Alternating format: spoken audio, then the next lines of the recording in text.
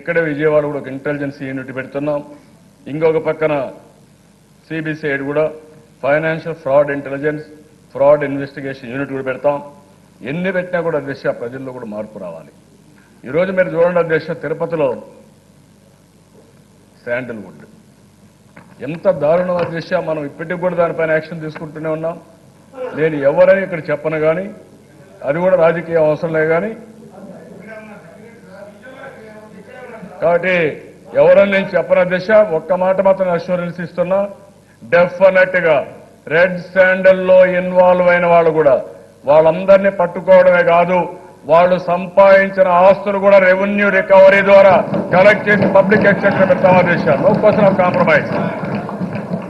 ప్రత్యేక చట్టం తీసుకొచ్చామా Disha. No question of compromise. ఎవరైనా సరే ఈ రాష్ట్రంలో దిశ చట్ట ప్రకారం ఎవరన్నా డబ్బులు సంపాదించుకుంటే నాకు అభ్యంతరం లేదు కానీ చట్టాన్ని ఉల్లంఘించి అవినీతికి పాల్పడి ఇష్టానుసారంగా ఎవరైనా డబ్బులు సంపాదించుకోవడం కోసం ప్రజల్ని మోసం చేసిన వ్యక్తులు మాత్రం కఠినాతి కఠినంగా శిక్షిస్తాం. వదిలిపెట్టే సమస్య లేదు. అందుకనే దిశ నేను అగ్రి గోల్డ్ కూడా విజ్ఞప్తి చేస్తున్నా దిశ. అగ్రి గోల్డ్ లో చాలా మంది 19 లక్షల మంది డిపాజిట్స్ ఉన్నారు దిశ. 19 లక్షల మందిలో చిన్నవాళ్ళు ఉన్నారు, ఒక రకంగా ఉన్నారు, కొంతమంది పెద్దవాళ్ళు కూడా ఉన్నారు. అందుకనే మేము ఆలోచించిన దిశ కోర్టు కూడా అప్పీల్ చేయమన్నాను.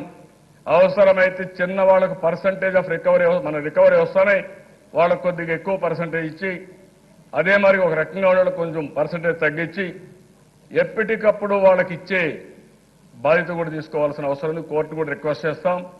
ఎందుకంటే చాలా మంది దిశ కష్టార్జితం పెట్టి ఓసారి ఇంట్లో కూడా ఎవరికి చెప్పకుండా కూడా పెట్టుకొని ఇప్పుడు ఇంట్లో వాళ్ళు ఎగతాళి చేస్తామంటే బాధ పెడతామంటే బాధపడే పరిస్థితి కొంతమంది ఉన్నారు. కొంతమంది ఏజెంట్లు కూడా ఆశపడి ఎక్కువ డబ్బులు వస్తున్న ఉద్దేశంతో ఎక్కువ కలెక్ట్ చేసి వాళ్ళు కూడా ఇబ్బందులు ఉండే పరిస్థితి ఉంది.